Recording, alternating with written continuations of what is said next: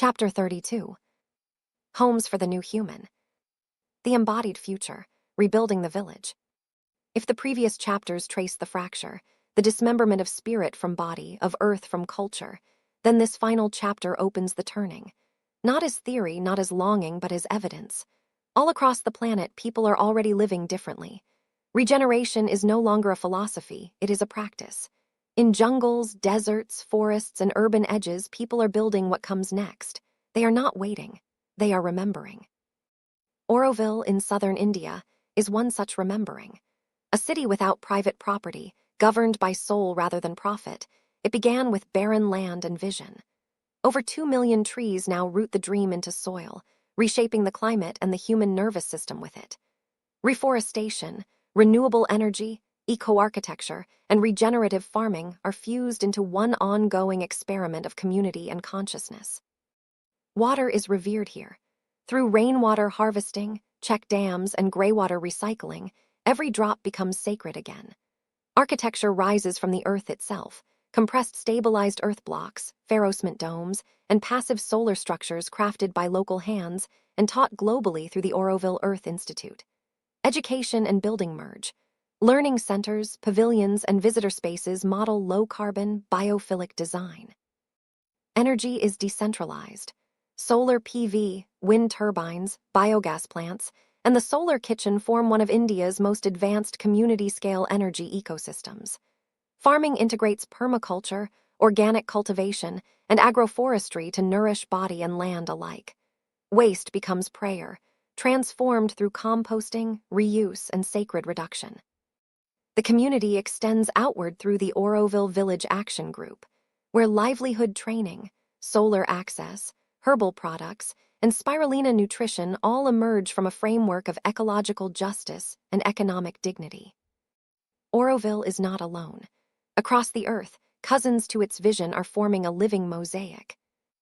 In Scotland, the Findhorn Eco-Village proves that spirit and structure are not separate. Buildings breathe, solar loops warm homes, shared living reduces consumption. Their living machine, a water purification ecosystem of plants, microbes, and fish, cleans water with elegance and returns it to the ground without chemicals. A wind park powers homes. A local currency, the eco, anchors economic flow to shared values. In India, Navdanya reclaims seed as sacred. Over 54 seed banks hold ancestral memory. Over 500,000 farmers practice agroecology. Genetic diversity is rescued from the machinery of monoculture. In Kenya, over 50,000 heirloom strains now rest within the National Seed Bank, resistant, alive, awaiting replanting. Crystal Waters in Australia hosts 640 acres of permaculture landscapes, co-housing, and ecological ethics made walkable. Eco-Village at Ithaca shows how suburban design can realign with solar rhythms, shared farms, and participatory governance. Dancing Rabbit in Missouri operates as a microlaboratory, each home, garden, and rule co-created in community covenant. Tamara in Portugal offers healing landscapes for both earth and intimacy, biotopes of trust, water retention, food forests, and peace building through regenerative design. Sekhem in Egypt turned desert into biodynamic farmland, integrating medicine, textiles, education, and equity into one economic ecosystem. In Iceland, Salheimur manifests radical inclusion, inviting people with disabilities into full ecological participation, art-making, and geothermal independence.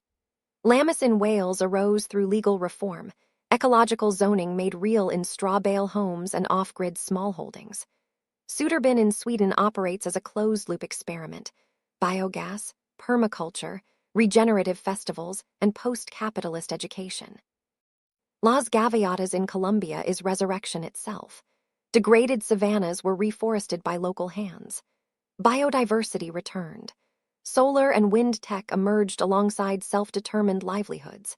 Sirius in Massachusetts and Esmeralda Town in California reflect new generations reaching for community through sacred design, governance experiments, and ecological sovereignty.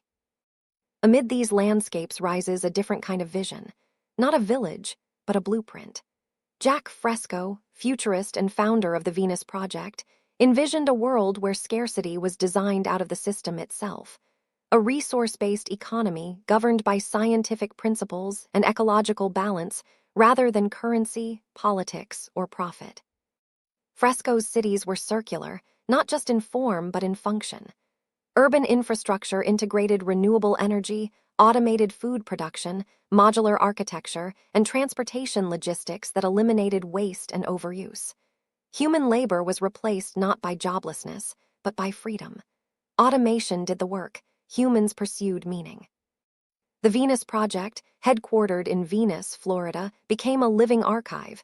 Its architectural models, systems designs, and foundational principles aimed at reconfiguring the entire planetary economy. After Fresco's death, the vision diversified. Some groups faded, others evolved.